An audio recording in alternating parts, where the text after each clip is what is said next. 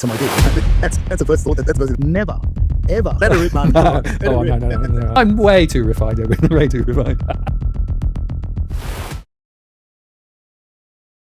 Hello again, it's Martin North from Digital Finance Analytics, one that is post covering finance and property news Monday evening. Edwin's back. Edwin, hello. How are you? Martin. You know, hold on to your tutu, your toupee, and put on your skates, my friend. It's going to be a bumpy ride moving forward. Yeah, absolutely. The question is, of course, is it a black swan or is it Or a actually Peking duck? Exactly. I have to say that of the two, I think the black swan looks more appetizing than the Peking duck. But boy, we are in a very interesting situation now, of course, because, well, you know, the conflict in the Middle East is getting to a very important tipping point. And I made a show the other day linking the Gulf War with the shadow that now possibly hangs over the Australian property market. And it's an interesting observation when all of the commentators are suddenly getting quite twitchy about what's happening with regard to property. Not least, of course, because the massive uncertainty, the higher interest rates, the lack of, well, just, you know, the basics of getting around might be an issue now, of course, as well. And it's worth, I think, just reflecting on this. You know, Chris Bowen is talking about maybe, you know, it might be good to work from home if you can do it, or actually in Victoria, they're actually found that their fuel was siphoned off, which is not good. And fuel also is much in demand in the countryside. So farmers are having their fuel stolen and siphoned. It's a bit Mad Max, isn't it, really? Well, it is, and it's things are going to be going to get a little bit worse than before they get better. With anything and everything that what we've been saying for quite a while is things have got to break before you fix them.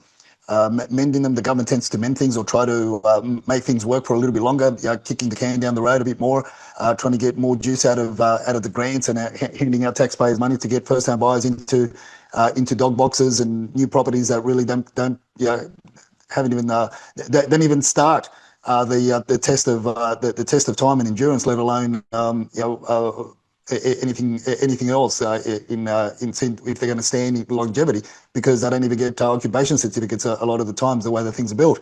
Look, with regards to the first point, is it a black swan or a Peking duck? That's in line of what the Wechat Chatterers have been talking about and been telling us. And you've got to really keep a close ear to what the Wechat Chatterers are saying, because they are a moving force when it comes to the property landscape of Australia. They do hold large volumes of investment properties, apart from your boomers and everybody else that the social media like to bang on about.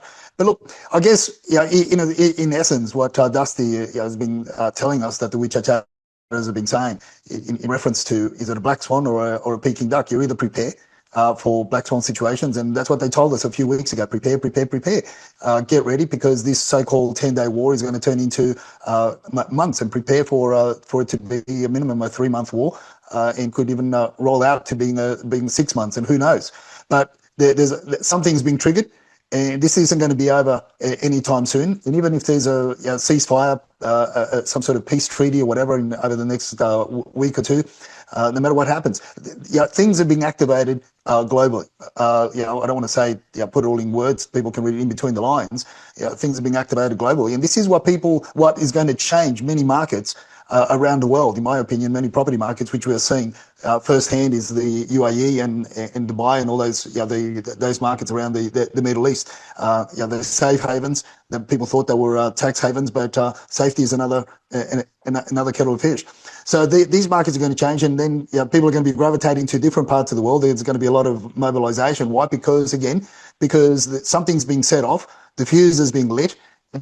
Potentially the aftermath of what just happened is going to take years. So this is where what the Wechat Chatterers are very much on point in their conversations, through the WeChat conversations over in mainland China, over in America, and here in Australia, all the ones that Dusty and Evan monitor very closely, because, as I said, they move markets.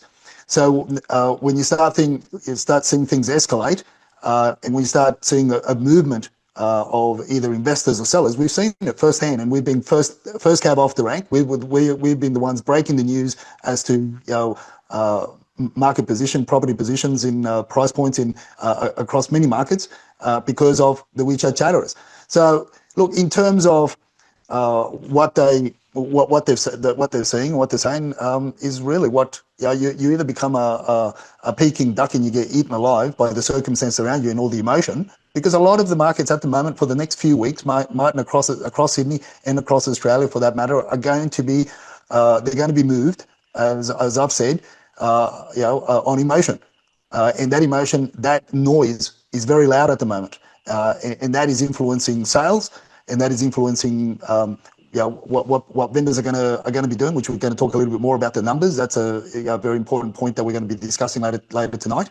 And also, and now because there's a lot of emotion floating around, flying around, left, right, and centre, agents are also going to be pushing that emotional button. And these are times, in my opinion, and historically, what I've seen, what I've witnessed, what we've gone through, and my family, as of very recently, over the last week or so, have bought into a property. Why? Because the vendors panicked, the agent fueled that panic, and I was able to buy a great property for a family member, well below inferior property that being sold recently as well. So you've got to be careful if you're selling.